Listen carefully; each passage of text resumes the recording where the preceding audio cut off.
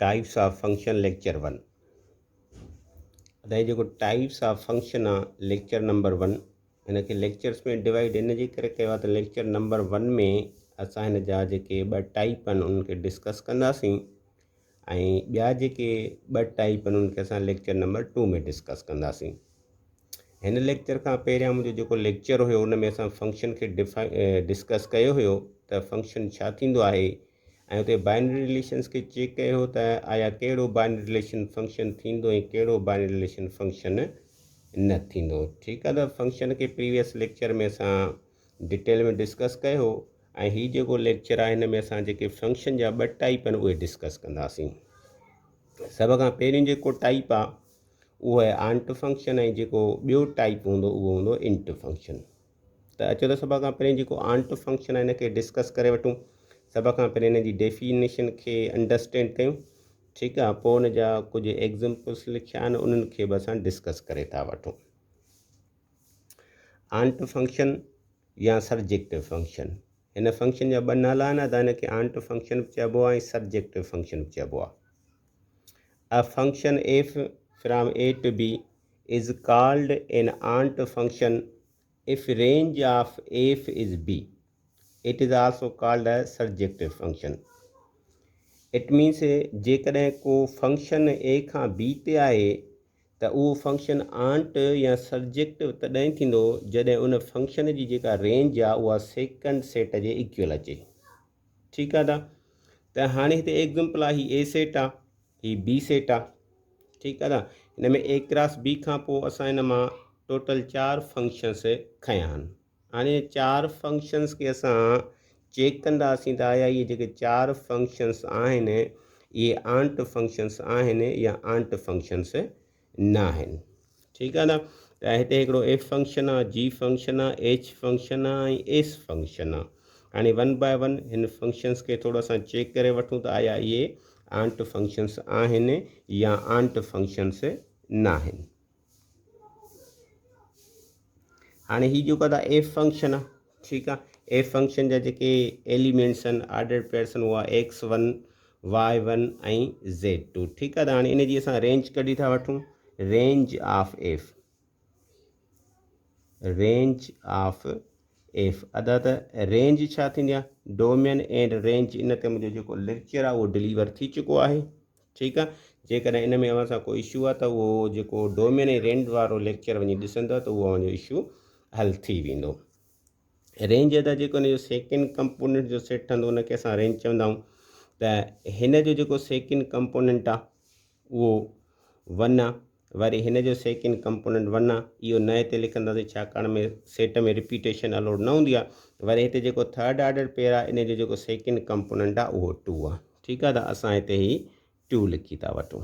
ठीकु आहे, त हाणे हिन जी रेंज ॾिसो, हिन जी रेंज बी सेट जे इक्वल अची वई। त असां चवंदासीं त हीउ जेको एफ फंक्शन आहे इहो आंट फंक्शन आहे। Hence F is an onto function from A to B, from A to B. उन खां पोइ अदा ही जी फंक्शन आहे, जी फंक्शन जी असां रेंज कढी था वठूं, range of g, range of g. त अदा हिन जी जेका रेंज निकिरंदी ही 2 आहे, हिन जो सेकेंड कंपोनेंट 2 ऐं हिन जो सेकेंड कंपोनेंट बि 2 आहे, जेको असां वरी न लिखंदासीं, हिकु दफ़ो हिनखे असां लिखी छॾियो आहे। वरी हिन थर्ड ऑर्डर पेयर जो जेको सेकेंड कंपोनेंट आहे उहो आहे 1। ठीकु आहे, त हिनखे असां जेकॾहिं रीअरेंज कंदासीं त इहो थी वेंदो 1 2 ऐं इहो जेको इक्वल आहे उहो बी सेट जे इक्वल आहे। ठीकु आहे, त हीउ जेको जी फंक्शन हो इन जी रेंज बि जेको बी सेट जे इक्वल अचे थी, त असां चवंदासीं त जेको जी फंक्शन आहे इहो बि आंट फंक्शन आहे। G is an onto function from A to B, from A to B. उन खां पोइ एच फंक्शन आहे, इन एच फंक्शन जी असां रेंज कढी था वठूं, रेंज ऑफ एच। त एच फंक्शन हिन में जेको हिन जो सेकेंड कंपोनेंट आहे उहो 1 आहे, वरी सेकेंड कंपोनेंट 1 आहे ऐं वरी बि हिन जो सेकेंड कंपोनेंट 1 आहे। ठीकु आहे, त इहो 1 जेको असां जस्ट 1 टाइम लिखंदासीं। ठीकु आहे, त हिते असां ही मिडिल ब्रेकेट ॾेई छॾींदासीं। त हिन जी जेका रेंज आहे उहा बी सेट जे इक्वल न आहे, is not equal to B, then we say that H is not an onto function from A to B. ठीकु आहे, त हीउ फंक्शन आहे बिल्कुलु, पर आंट फंक्शन न आहे। H is not an onto function from A to B, from A to B. उन खां पोइ एस फंक्शन आहे, त एस फंक्शन जी असां रेंज कढी था वठूं, range of S, range of S. अदा इन जी रेंज कहिड़ी निकिरंदी, हिन जी रेंज ॾिसो, हिन जो सेकेंड कंपोनेंट 2 आहे ऐं हिन जो बि सेकेंड कंपोनेंट 2 आहे ऐं हिन जो सेकेंड कंपोनेंट बि 2 आहे। इट मीन्स हिन जी रेंज में जेको एलिमेंट ईंदो उहो 2 ईंदो। ठीकु आहे, त हीउ जेको आहे बी सेट जे इक्वल न आहे। हीउ बी सेट जे इक्वल तॾहिं थिया जॾहिं में हिन में एलिमेंट ही अचनि हा, हिकु ऐं ॿ। त असां चवंदासीं जेको एस आहे उहो एस बि आंट फंक्शन न आहे। S is not an onto function from A to B, from A to B. ठीकु आहे, त हीअ जेके 4 फंक्शन्स आहिनि इन्हनि खे असां चेक करे वठो। चेक करे वरितो त हिन में जेके शुरू वारा 2 फंक्शन्स आहे जिन जी रेंज बी सेट जे इक्वल आई पे, उहे जेके 2 फंक्शन्स हुया आंट फंक्शन्स हुया। बाक़ी जेके 2 फंक्शन्स हुया एच ऐं एस, उहे आंट फंक्शन्स न हुया। ठीकु आहे, त जॾहिं बि तव्हांखे आंट फंक्शन खणणो आहे त उन में तव्हांखे इहा शइ ज़हन में रखणी आहे त उन जी जेका रेंज आहे उहा सेकेंड सेट जे इक्वल अचे। ठीकु आहे, लेट सपोज असां हिन मां जेकॾहिं हिकिड़ो भला आंट फंक्शन खणणु चाहियूं था पंहिंजी विश ते। ठीकु आहे, जंहिंखे असां के फंक्शन जो नालो ॾियूं, K is a function from A to B. ठीकु आहे, त हिते 2 शयूं तव्हांखे ज़हन में रखियो न। पहिरीं ॻाल्हि त उन जी जेका डोमेन आहे उहा पहिरें सेट जे इक्वल अचणु घुरिजे ऐं पोइ जेका ॿी ॻाल्हि आहे त उन जी जेका रेंज आहे उहा बी सेट जे इक्वल अचणु घुरिजे। ठीकु आहे, त आउं जेकॾहिं एक्स सां हिते लेट सपोज 1 खणी थो वञा।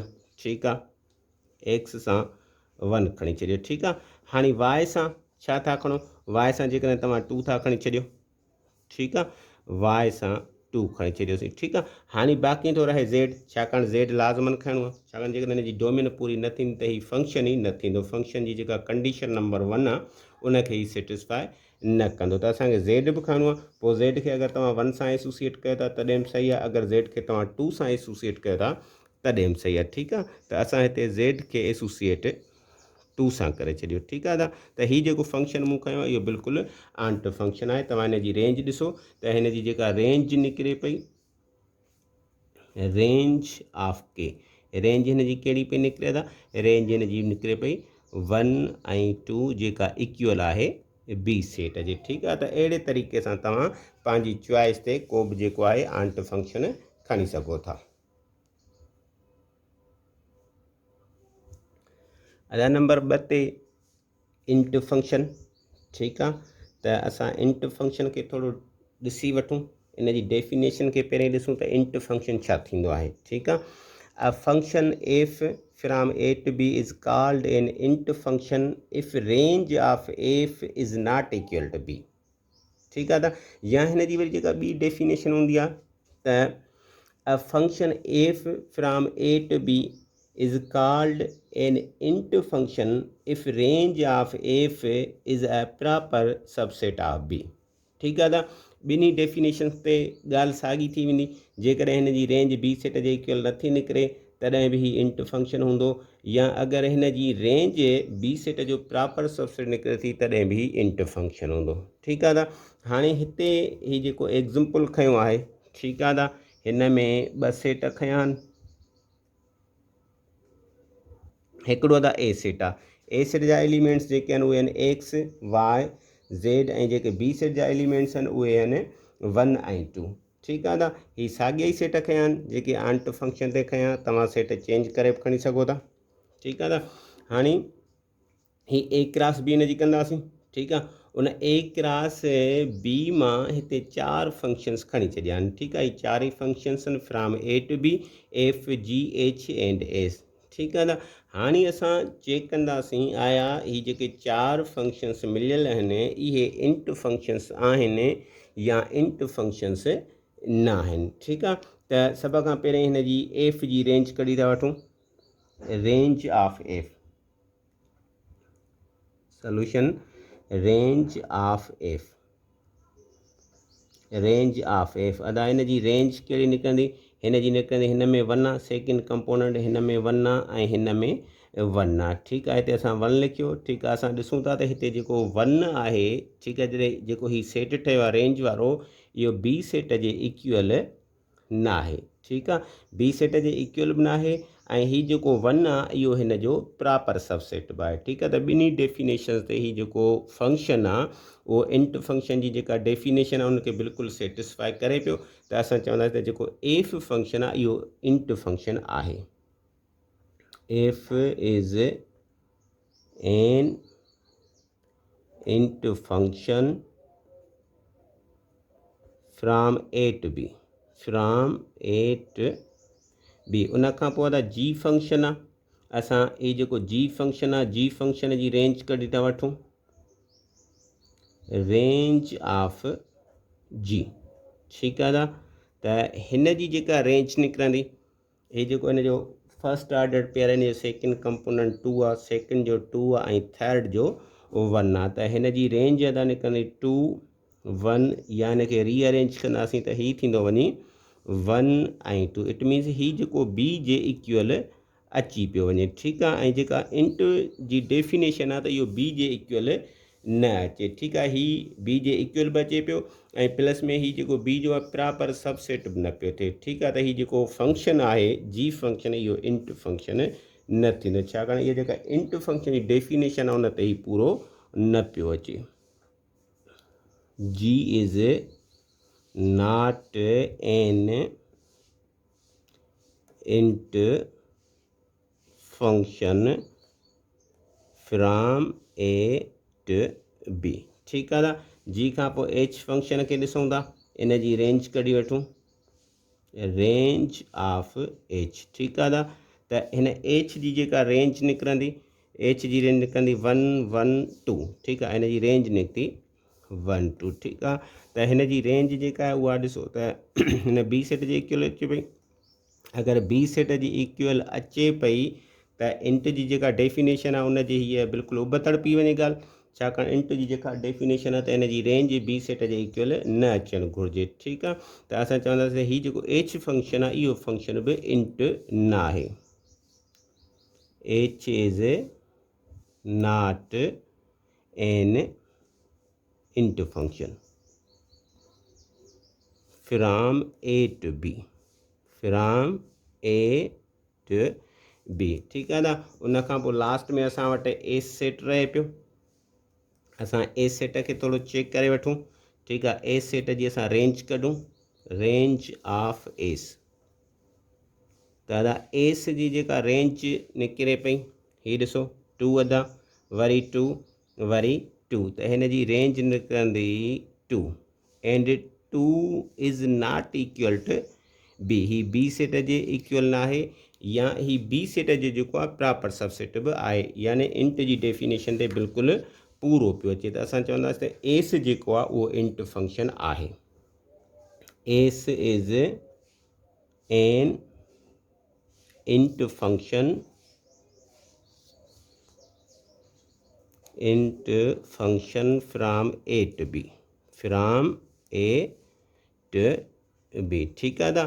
त इन चारई फंक्शन्स खे असां चेक करे ॾिठो त इन मां जेके 2 फंक्शन्स हुआ उहे इंट हुया ऐं जेके 2 फंक्शन्स हुया उहे इंट न हुया। ठीकु आहे। त हाणे जेकॾहिं अव्हां पंहिंजी चॉइस ते चाहियो त को बि इन मां जेको इंट फंक्शन ठाहे सघो था। ठीकु आहे। इंट फंक्शन जी बसि कंडीशन इहा आहे त हुन जी जेका रेंज आहे उहा 1 2 न अचे। ठीकु आहे। या त रेंज हुन जी 1 अचे या रेंज हुन जी 2 अचे। ठीकु आहे। त असां पंहिंजी जेको चॉइस ते हिकिड़ो इंट फंक्शन ठाहे था वठूं K function, K is a function from A to B. ठीकु आहे, त हीउ थींदो x1 ऐं x1 ऐं अदा y1 ऐं 2 असां न खणंदासीं ऐं z1। ठीकु आहे, या अदा असां हिन मां ॿियो फंक्शन ठाहे था वठूं। Let suppose T function, T is a function from A to B. ठीकु आहे, उन में असां x खे 2 सां खणंदासीं, x2 y2 या z2, x2 y2 हीअ द z आहे, z2। ठीकु आहे, त अवां पंहिंजी चॉइस ते हिन मां को बि जेको आहे इंट फंक्शन ठाहे सघो था। ठीकु आहे न। होप देट अव्हांखे हीउ जेको लेक्चर आहे जंहिंमें असां 2 टाइप डिस्कस कया फंक्शन जा, आंट फंक्शन ऐं इंट फंक्शन, इहो सम्झ में अची वेंदो।